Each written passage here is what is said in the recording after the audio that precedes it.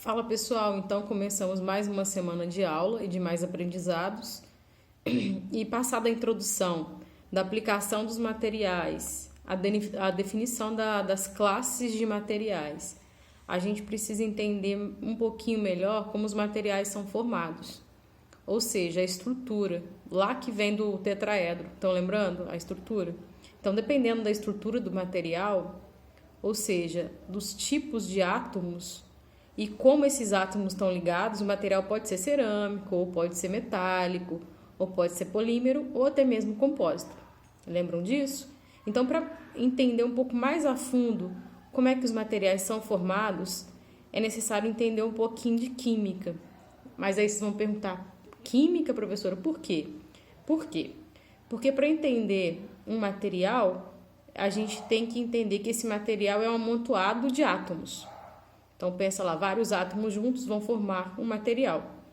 Isso quer dizer, então, que os átomos são os ingredientes do material. Quando a gente vai fazer um bolo, a gente não amontoa ou a gente separa lá farinha de trigo, ovo, leite, manteiga. A gente não faz isso. Então, esses materiais, esses ingredientes são os átomos dos materiais.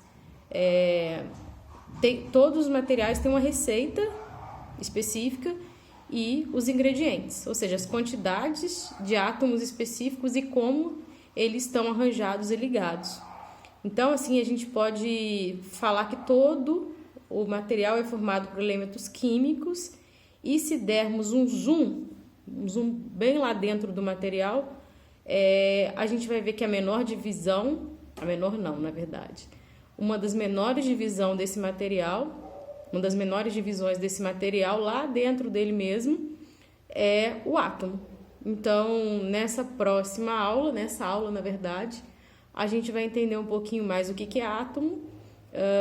Vamos falar de tabela periódica e ligações atômicas para poder avançar um pouco mais na disciplina, ok? Fique com Deus, então. Bons estudos para vocês.